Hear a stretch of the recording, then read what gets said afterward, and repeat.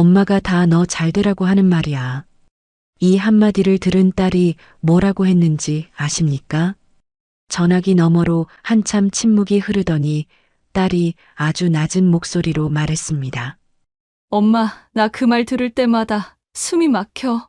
순간 귀를 의심했습니다. 내가 뭘 잘못했다고? 딸 걱정되어서 한 말인데 세상에 엄마가 딸한테 하는 말을 가지고 숨이 막힌다니 그게 말이 됩니까? 그런데 여러분, 그날 이후로 딸에게서 전화가 뚝 끊겼습니다. 문자를 보내도 하루 이틀 뒤에야 겨우 한 줄. 명절에 와서도 눈을 안 마주칩니다. 내 딸이 나를 피합니다. 내가 낳고 키운 딸입니다. 밤새 안고 재우고 학교 앞에서 기다리고 시집 보내면서 울었던 딸입니다. 그 딸이 지금 나를 불편한 사람 취급합니다. 이 서러움은 겪어본 사람만 압니다.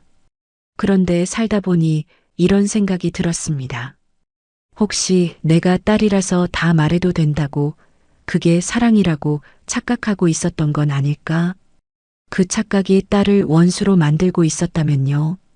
오늘 이 이야기를 끝까지 들으시면 딸에게 하던 말 중에 당장 멈춰야 할 것이 무엇인지 또렷하게 보이실 겁니다. 그리고 딸과 다시 편안하게 웃으며 밥 한 끼 먹을 수 있는 길이 열립니다. 저도 이걸 깨닫기까지 딸의 등만 바라보며 몇 년을 보냈습니다. 여러분은 저보다 빨리 알아채실 수 있습니다. 구독과 좋아요는 함께 성장하는 첫걸음입니다. 성장하는 시니어가 여러분과 함께 하겠습니다. 박정숙 씨는 올해 67입니다. 딸이 결혼한 지 3년째 되는 해였습니다. 토요일 오전에 딸네 아파트 현관 비밀번호를 눌렀습니다. 22평 아파트 거실에 빨래가 널려 있었습니다. 아이 옷이 소파 위에 구겨져 있고 싱크대에는 어젯밤 그릇이 그대로 쌓여 있었습니다. 박정숙 씨의 입이 먼저 움직였습니다. 집이 왜 이 모양이야? 애가 있는 집이 이러면 되겠니? 딸이 아이를 안은 채 대꾸하지 않았습니다. 그래도 입이 멈추질 않았습니다. 냉장고를 열었습니다. 반찬이 이것밖에 없어? 사위가 뭘 먹고 다니냐? 밑반찬은 미리미리 해놔야지. 그래도 딸은 아무 말이 없었습니다. 박정숙 씨는 아이 방으로 들어갔습니다. 애 옷 좀 제대로 입혀라. 왜 이렇게 얇게 입히냐? 감기 걸리면 어쩌려고. 그때 딸이 아이를 바닥에 내려놓더니 부엌으로 가서 싱크대 물을 틀었습니다. 콸콸 쏟아지는 물소리가 거실까지 들렸습니다. 그러고는 등을 돌린 채 아주 조용한 목소리로 말했습니다. 엄마, 제발 그만해. 박정숙 씨는 멍하니 서 있었습니다. 딸의 어깨가 가늘게 떨리고 있었습니다. 울고 있었습니다. 수돗물은 딸의 울음소리를 감추려고 튼 것이었습니다. 박정숙 씨는 그날 현관문을 나서며 신발끈을 묶는 척하면서 손등으로 눈물을 닦았습니다. 버스를 타고 집에 오는 40분 내내 창밖만 멍하니 바라보았습니다. 머릿속에선 수만 가지 생각이 오갔지만 마음은 돌덩이를 얹은 듯 무겁기만 했습니다. 내가 뭘 어쨌다고. 엄마가 딸한테 하는 말을 가지고 나는 그냥 걱정이 되어서 한 말인데 여러분도 이런 적 있으신가요? 딸한테 한마디 했을 뿐인데 딸이 갑자기 얼굴을 돌리거나 대화를 끊어버리거나 분명 읽었다는 표시는 떴는데 답장은 없고 분명 내가 틀린 말을 한 것도 아닌데 딸이 왜 저렇게 반응하는지 이해가 안 되어서 밤에 천장만 바라본 적. 그런데 왜 딸은 엄마의 말에 이렇게까지 격하게 반응할까요? 심리학에서는 이것을 심리적 리액턴스라고 부릅니다. 1966년 심리학자 잭 브램이 발견한 것인데요. 사람은 누군가가 자기 선택을 바꾸라고 하면 본능적으로 반대 방향으로 가려 합니다. 조언을 무시하는 게 아닙니다. 의도적으로 반대로 행동합니다. 용수철을 손가락으로 누르면 누를수록 더 세게 튀어오르려 합니다. 딸이 이미 자기 방식대로 살림을 하고 육아를 하고 있는데 엄마가 와서 그것을 눌러버리면 딸의 마음속 반발력이 갑자기 치솟는 겁니다. 엄마의 말이 틀려서가 아닙니다. 맞는 말이라서 더 아픈 겁니다. 맞는 말인 줄 알면서도 내 방식이 부정당했다는 그 느낌이 가슴을 찌릅니다. 박정숙 씨가 한 말은 전부 사실이었습니다. 집은 어질러져 있었고 반찬은 부족했고 아이 옷은 좀 얇았습니다. 그런데 사실인 말이 가장 깊은 상처를 냅니다. 거짓말은 흘릴 수 있지만 진실은 피할 데가 없습니다. 저도 딸에게 이런 말을 참 많이 했습니다. 그때마다 저는 사실을 말했을 뿐이라고 스스로를 위로했습니다. 그런데 아무리 맞는 말도 상처로 박히면 사랑이 아닙니다. 너 잘 되라고 하는 말이야. 이 한마디는 세상에서 가장 강력한 면죄부입니다. 이 말을 붙이는 순간 아무리 날카로운 지적도 사랑이 됩니다. 아무리 쓰라린 비교도 걱정이 됩니다. 엄마의 입에서 나온 모든 말이 순식간에 면죄를 받습니다. 그런데 딸의 귀에는 이 말이 완전히 다르게 들립니다. 딸이 듣는 것은 이겁니다. 내가 지금 하고 있는 것은 틀렸다. 2022년 네덜란드에서 63명의 자녀를 대상으로 한 뇌 영상 연구가 있었습니다. 부모가 부정적인 말을 하면 자녀의 뇌에서 위험을 감지하는 경보장치가 켜졌습니다. 반대로 부모가 인정하는 말을 하면 안전과 수용을 처리하는 영역이 밝아졌습니다. 같은 엄마 입에서 나온 말입니다. 그런데 뇌가 받아들이는 길이 완전히 다릅니다. 지적은 화재 경보기를 울리고 인정은 현관불을 켭니다. 여러분의 딸이 엄마 말에 과민하게 구는 게 아닙니다. 딸의 뇌가 엄마의 목소리를 위험 신호로 분류해버린 겁니다. 그게 한 번, 두 번이 아니라 수십 년 동안 쌓였으니까요. 무서운 이야기를 하나 더 하겠습니다. 이 연구에서 부모의 말이 자녀 자신이 생각하는 자기 모습과 어긋날 때 기분 악화가 훨씬 더 심하게 나타났습니다. 딸은 나름대로 열심히 살고 있다고 믿고 있습니다. 그런데 엄마가 와서 내가 하는 건 부족하다라고 말하면 딸이 세워둔 자기 이미지가 한순간에 무너집니다. 부족함을 지적당한 분노가 아니라 내 존재 자체를 흔들어 놓은 공포입니다. 그러니까 엄마의 입에서 잘 되라고 하는 말이야라는 면죄부가 나올 때 딸의 머릿속에서는 이런 번역이 일어나고 있는 겁니다. 엄마는 지금의 나를 인정하지 않는다. 딸 집에 가서 하는 지적만 문제가 아닙니다.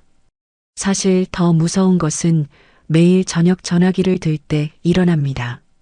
이순자 씨는 올해 69입니다. 저녁 7시가 되면 거실 형광등 아래에서 텔레비전을 켜놓고 휴대폰을 만지작거립니다. 오늘 있었던 일이 머릿속에서 뱅뱅 돕니다. 아침에 아파트 경비실 앞에서 같은 동 김씨 아주머니한테 인사했는데 고개도 안 돌리고 지나갔습니다. 허리가 또 쑤셔서 병원을 가야 하는데 혼자 가려니 겁이 납니다. 남편은 저녁 먹고 자기 방에 들어가 버린 지 오래입니다. 말 한마디 없습니다. 이 모든 것이 목구멍까지 차오릅니다. 그래서 전화를 겁니다. 은하야, 엄마야. 딸이 받으면 이순자 씨의 입에서 오늘 하루가 쏟아집니다. 김씨 아주머니 이야기부터 시작해서 허리 이야기, 아버지 이야기, 큰오빠네 이야기, 동창 모임에서 무시당한 이야기. 20분, 30분, 어떤 날은 1시간, 2시간. 딸은 응 하며 듣고 있습니다. 가끔 엄마 속상했겠다 한마디를 보탭니다. 이순자 씨는 딸에게 다 쏟아놓고 나면 가슴이 좀 후련해집니다. 그래서 끊기 전에 이렇게 말합니다. 그래, 엄마랑 전화해줘서 고맙다. 우리 은하가 최고야. 그런데 전화를 끊은 뒤에 딸의 모습은 이랬습니다. 은하 씨는 소파에 그대로 주저앉아서 한참을 움직이지 못했습니다. 남편이 장모님이야? 하고 물으면 고개만 끄덕였습니다. 아이가 엄마 놀아줘 하고 다가오면 조금만 기다려 하고 눈을 감았습니다. 몸이 천근만근이었습니다. 감기 걸린 것도 아닌데 온몸에 힘이 빠져 있었습니다. 이순자 씨에게 딸은 세상에서 유일하게 내 말을 다 들어주는 사람이었습니다. 남편은 안 들어주고 친구한테는 속 이야기 꺼내기가 부담스럽고 아들은 바쁘다는 핑계로 전화를 안 받으니까요. 딸만 남았습니다. 딸이니까 다 들어주는 게 당연하다고 생각했습니다. 그런데 여러분, 이순자 씨가 전화를 끊고 후련해진 그만큼 딸의 가슴에는 새 짐이 쌓이고 있었습니다. 심리학에서 공감 피로라는 말이 있습니다. 원래는 간호사나 상담사처럼 남의 고통을 매일 듣는 사람이 겪는 증상입니다. 무력감, 정서적 탈진, 더 이상 공감이 안 되는 상태. 그런데 이것이 가족 사이에서도 똑같이 일어납니다. 어머니가 매일 저녁 딸에게 하루의 고통을 쏟아놓으면 딸은 어머니의 감정 돌봄자가 됩니다. 간호사가 환자의 고통을 매일 받아내다 무너지듯이 딸도 어머니의 감정을 매일 받아내다 조금씩 무너집니다. 빗물바지 양동이를 생각해 보세요. 양동이가 아무리 크더라도 비가 올 때마다 쏟아 붓기만 하고 한 번도 비워주지 않으면 결국 넘칩니다. 이순자 씨의 딸은 그 양동이였습니다. 엄마의 빗물을 30년 동안 받아왔는데 아무도 그 양동이를 비워준 적이 없었습니다. 저도 딸에게 이런 전화를 참 많이 했습니다. 끊고 나면 홀가분했습니다. 그런데 그 홀가분함이 딸에게서 빼앗아온 에너지라는 걸 그때는 몰랐습니다. 혹시 딸에게 전화했을 때 이런 신호를 받은 적이 있으신가요? 전화를 2번 울려서 받던 딸이 5번, 6번 울려야 받습니다. 받아도 목소리가 예전 같지 않습니다. 응, 그래. 3마디로 끝냅니다. 카톡 답장이 반나절이 지나서야 옵니다. 엄마 나 지금 좀 바빠. 읽기만 하고 답장이 없는 날도 생깁니다. 이 신호를 받으면 우리는 이렇게 생각합니다. 요즘 애들은 왜 이러는지 모르겠다. 내가 딸을 어떻게 키웠는데 전화 한 통을 제대로 안 받아. 서운합니다. 분합니다. 밤에 눈이 말똥말똥해집니다. 그런데 한 발짝만 딸 쪽으로 건너가서 보면 풍경이 완전히 달라집니다. 딸은 지금 아침에 일어나면 아이 밥을 차리고 어린이집에 데려다주고 회사에 가서 상사 눈치를 보며 하루를 버텨냅니다. 저녁에 퇴근해서 아이를 씻기고 재우면 밤 10시입니다. 그때 남편과 겨우 한마디 나누려는 순간에 엄마 전화가 옵니다. 30분. 오늘도 아버지 이야기, 허리 이야기, 이웃 이야기. 딸은 전화를 끊고 싶지 않습니다. 효녀이고 싶습니다. 그런데 몸이 먼저 반응합니다. 전화벨이 울리면 가슴이 먼저 무거워집니다. 받고 싶은 마음과 받고 싶지 않은 마음이 동시에 들면서 손이 멈춥니다. 그래서 한 번 더 울리게 놔둡니다. 한 번 더, 또 한 번 더. 이것은 무시가 아닙니다. 딸이 살아남기 위해 스스로를 지키는 본능입니다. 시인 칼릴 지브라는 이런 말을 남겼습니다. 자녀는 부모를 거쳐서 왔을 뿐 부모의 소유가 아니라고요. 부모는 활이고 자녀는 화살이라고요. 활은 화살을 힘껏 당기되 놓아야 합니다. 당긴 채로 놓지 않으면 활도 부러지고 화살도 날아가지 못합니다. 딸의 전화가 뜸해진 것은 화살이 날아가겠다는 신호입니다. 엄마가 줄을 놓지 않으면 활과 화살 모두 부러집니다. 여기까지 들으시면 마음이 많이 무거우실 겁니다. 나도 모르게 딸에게 그렇게 했던 기억이 떠오르실 수도 있습니다. 괜찮습니다. 알아챈 오늘이 가장 빠른 날입니다. 그러면 이제부터는 딸 앞에서 입을 닫았을 때 무엇이 열리는지 이야기하겠습니다. 딸에게 말하는 것을 줄이면 관계가 멀어질 것 같다는 두려움이 있습니다. 하지만 제가 겪어보니 정반대였습니다. 입을 닫자 귀가 열렸고 귀가 열리자 딸의 마음이 열렸습니다. 말을 줄인 자리에 무엇을 채워야 하는지 지금부터 하나씩 말씀드리겠습니다. 최영희 씨는 64입니다. 딸이 결혼한 지 2년째 되던 봄이었습니다. 딸과 전화하다가 무심코 이 말이 나왔습니다. 사위가 주말에도 집에만 있으면 어떡하냐. 남자가 좀 부지런해야지. 너 고생이 많다. 최영희 씨는 딸이 힘들까봐 한 말이었습니다. 그런데 전화기 너머로 딸의 목소리가 갑자기 차가워졌습니다. 엄마, 그 사람 내 남편이야. 그만해. 그날 이후 딸에게서 연락이 뚝 끊겼습니다. 문자를 보내면 하루 뒤에 응 한 글자. 명절에도 사위와 같이 오지 않고 딸 혼자 반나절만 들렀다 갔습니다. 6달이 그렇게 흘렀습니다. 최영희 씨는 억울했습니다. 사위 욕을 한 것도 아니고 딸 걱정에 한마디 했을 뿐인데. 그런데 딸의 입장에서는 세상이 완전히 달랐습니다. 가족 심리에는 삼각화라는 말이 있습니다. 두 사람 사이의 문제에 세 번째 사람을 끌어들이는 겁니다. 어머니가 딸에게 사위 이야기를 꺼내는 순간 딸은 남편과 어머니 사이에 끼입니다. 누구 편을 들어야 할까? 이 질문이 딸의 머릿속에서 바람개비처럼 돕니다. 그리고 대부분의 딸은 남편 편을 듭니다. 배신이 아닙니다. 지금 같이 밥 먹고 같이 자고 같이 아이를 키우는 사람이 남편이니까요. 지붕 아래 매일 얼굴을 마주하는 사람을 적으로 만들 수는 없습니다. 속담에 이런 말이 있습니다. 부부 싸움은 칼로 물베기. 부부는 싸워도 금방 붙습니다.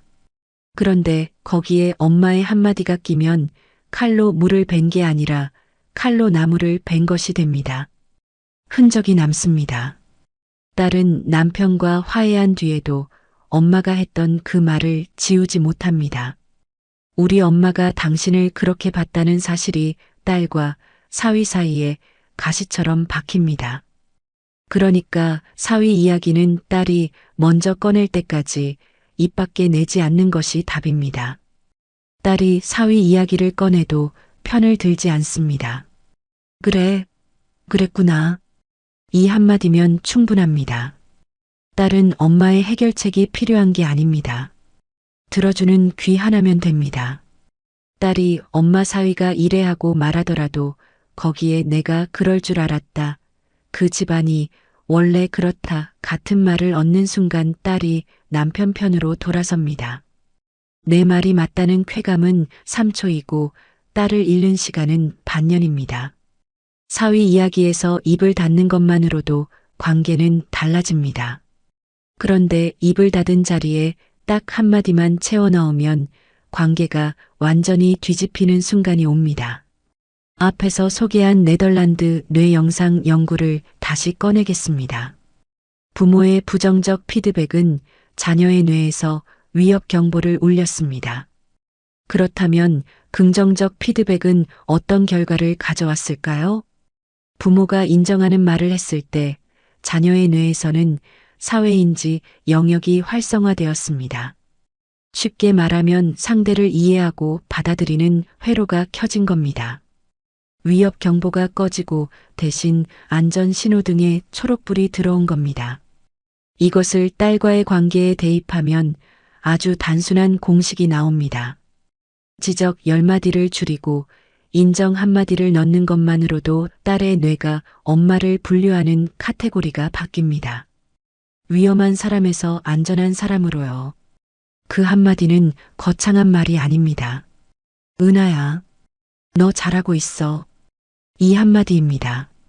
딸이 애를 좀 엉성하게 재워도, 집이 좀 어질러져 있어도, 반찬이 좀 부실해도 일단 잘하고 있어부터 말합니다. 사실 딸도 압니다. 자기 살림이 완벽하지 않다는 걸, 반찬이 부족한 걸, 아이 옷이 좀 얇은 걸, 다 알면서도 힘이 없어서 못하는 겁니다. 그때 엄마까지 지적하면 딸은 힘이 빠져 무너집니다. 그런데 엄마가 잘하고 있어 한마디를 해주면 딸은 그 말 하나로 다시 일어섭니다. 저도 딸에게 잘하고 있어 한마디를 시작한 뒤 딸이 먼저 전화를 거는 횟수가 눈에 띄게 늘었습니다. 지적할 때는 아무리 전화해도 안 받더니 인정을 시작하자 딸이 먼저 엄마 뭐해? 하고 전화를 합니다. 세상에 이렇게 간단한 일이었다니 좀 허탈하기도 했습니다. 사위 이야기에서 입을 닫고 인정 한마디를 채워 넣으면 딸과의 전화가 달라집니다. 그런데 여기서 한 걸음 더 나아가야 할 것이 있습니다. 딸 앞에서만 달라지는 것으로는 부족합니다. 딸이 없는 시간, 혼자 있는 시간에 제 마음을 어떻게 다스리느냐가 마지막 관문입니다. 딸은 내 치료사가 아닙니다. 이 한마디를 마음속에 새기는데 한명숙 씨는 70회가 걸렸습니다. 한명숙 씨는 올해 71입니다. 남편이 세상을 떠난 뒤 혼자 사는 시간이 3년째입니다. 18평 아파트 거실에 남편 영정 사진이 걸려 있고 저녁이면 그 사진 앞에 앉아 혼잣말을 합니다. 처음에는 외로울 때마다 딸에게 전화했습니다. 현정아, 엄마 너무 외롭다. 아빠 없으니까 세상에 나 혼자 남겨진 것 같아. 딸은 매번 달려왔습니다. 토요일마다 와서 청소를 해주고 반찬을 만들어 놓고 갔습니다. 그런데 딸이 돌아간 일요일 저녁이면 외로움이 다시 밀려왔습니다. 월요일이면 또 전화를 걸었습니다. 어느 날 딸이 현관에서 신발을 벗으며 말했습니다. 엄마, 나도 월요일부터 금요일까지 회사 다니고 주말에 여기 와서 살림하면 나는 언제 쉬어? 한명숙 씨는 순간 얼굴이 화끈거렸습니다. 내가 딸을 힘들게 하고 있었구나. 내 외로움의 무게를 딸의 어깨에 올려놓고 있었구나. 그날 밤 잠이 오지 않았습니다. 다음부터 한명숙 씨는 전화를 줄였습니다. 대신 아파트 단지 안에 있는 작은 도서관에 나가기 시작했습니다. 처음에는 의자에 앉아 있는 것 자체가 어색했습니다. 책을 펼쳐도 한 줄도 눈에 안 들어왔습니다. 그런데 일주일, 2주일 지나면서 옆자리에 앉는 비슷한 또래의 사람들과 눈인사를 하게 되었습니다. 한 달 뒤에는 같이 커피를 마시는 사이가 되었습니다. 외로움이 사라진 건 아닙니다. 저녁이면 여전히 거실이 조용합니다. 그런데 그 조용함이 예전처럼 무섭지 않습니다. 내 손으로 채운 하루가 있으니까요. 철학자 세네카는 이런 말을 했습니다. 진정한 행복은 바깥에서 가져오는 것이 아니라 자기 안에서 길어 올리는 것이라고요. 딸의 전화에서 행복을 길어 올리려 했던 시간이 끝나고 한명숙 씨는 자기 안에 우물을 파기 시작한 겁니다. 저도 딸에게 기대는 습관을 끊는데 오래 걸렸습니다. 딸한테 전화하고 싶을 때 대신 산책을 나갔습니다. 처음에는 딸 생각에 발걸음이 무거웠는데 어느 날부터인가 바람 소리가 먼저 들리기 시작했습니다. 내 귀가 딸의 목소리가 아니라 세상의 소리를 듣기 시작한 겁니다. 어느 일요일 아침이었습니다. 한명숙 씨의 딸 현정 씨가 먼저 전화를 했습니다. 엄마 오늘 나 갈까? 아이들이 할머니 보고 싶대. 한명숙 씨는 웃으면서 말했습니다. 오늘 엄마 도서관 모임 있어. 다음 주에 오면 안 되겠니? 전화를 끊고 한명숙 씨는 혼자 웃었습니다. 딸에게 다음 주에 와라고 말할 수 있게 된 자신이 대견했습니다. 예전 같으면 당장 오라고 매달렸을 텐데. 딸도 전화기 너머에서 밝게 웃었습니다. 알겠어, 엄마. 다음 주에 맛있는 거 사갈게. 여러분, 딸이 먼저 전화한 이유가 뭘까요? 엄마가 더 이상 자기에게 기대지 않는다는 걸 느꼈기 때문입니다. 엄마가 자기 인생을 살기 시작했다는 걸 봤기 때문입니다. 그제야 딸은 죄책감 없이 엄마에게 다가갈 수 있게 된 겁니다. 심리학에서 불안형 애착이라는 개념이 있습니다. 상대의 반응에 지나치게 매달리는 패턴입니다. 부모가 자녀에게 이 패턴을 보이면 자녀는 부담을 느끼고 오히려 멀어집니다. 반대로 부모가 안정적으로 자기 삶을 살면 자녀도 안심하고 가까이 옵니다. 놓아주면 돌아오고 잡으면 도망가는 겁니다. 장자의 철학에서는 이런 이치가 나옵니다. 억지로 쥐려 할수록 손 안에서 빠져나갑니다. 열린 손바닥 위에 비로소 나비가 제 발로 돌아와 앉습니다. 딸과의 관계도 같습니다. 놓아주는 것이 포기가 아닙니다. 놓아줄 때 비로소 딸이 자기 발로 걸어서 엄마에게 옵니다. 딸과의 관계도 같습니다. 놓아주는 것이 포기가 아닙니다. 놓아줄 때 비로소 딸이 자기 발로 걸어서 엄마에게 옵니다. 엄마가 자기 인생을 살아야 딸도 죄책감 없이 자기 인생을 삽니다. 적당한 거리가 가장 깊은 사이를 만듭니다. 오늘 이야기를 정리하겠습니다. 내 딸이니까 다 말해도 된다는 생각. 그것이 딸을 밀어내는 가장 강력한 힘이었습니다. 딸 집에 가서 살림을 지적하면 딸의 뇌는 엄마를 위험한 사람으로 분류합니다. 너 잘되라고 하는 말이야라는 면죄부는 엄마에게만 통하고 딸에게는 통하지 않습니다. 매일 저녁 전화로 감정을 쏟아놓으면 딸은 엄마의 감정 돌봄자가 되어 조금씩 무너집니다. 사위 이야기를 꺼내면 딸은 남편 편으로 돌아섭니다. 이 모든 것의 반대편에 답이 있었습니다. 지적 대신 잘하고 있어 한마디. 감정 전화 대신 내 하루를 내 손으로 채우는 연습. 사위 이야기에서 입을 닫고 딸이 먼저 말할 때까지 기다리는 침묵. 그리고 가장 어렵지만 가장 강력한 한 가지. 딸에게 기대지 않는 어머니가 되는 것. 엄마가 자기 인생을 사는 모습을 보여줄 때 딸은 죄책감이 아니라 존경으로 엄마에게 돌아옵니다. 오늘 당장 해볼 수 있는 것은 하나입니다. 딸에게 전화해서 아무 지적도 하지 마세요. 대신 이 말 한마디만 하세요. 딸아, 너 잘하고 있어. 엄마가 응원한다. 그리고 먼저 끊으세요. 30초면 됩니다. 여러분은 딸을 사랑해서 말을 한 겁니다. 그 마음은 하나도 잘못된 게 없습니다.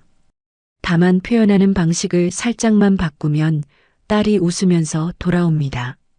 긴 세월 동안 자식을 위해 자기 이름까지 잊고 살아오신 여러분은 참 대단한 사람입니다. 여러분은 딸에게 어떤 말을 하고 싶었는데 꾹 참고 삼킨 적이 있으신가요? 그 이야기를 댓글로 나눠주세요. 긴 영상 끝까지 함께 해주셔서 진심으로 감사합니다. 여러분과 함께하는 성장하는 시니어입니다. 나이는 숫자일 뿐 우리의 성장은 계속됩니다. 지금이 당신 삶의 진짜 시작입니다. 오늘도 내일도 함께 걸어가요. 오늘 이야기가 도움이 되셨다면 구독과 좋아요, 응원해주세요. 여러분의 응원이 더 좋은 이야기를 만드는 큰 힘이 됩니다. 감사합니다. 감사합니다.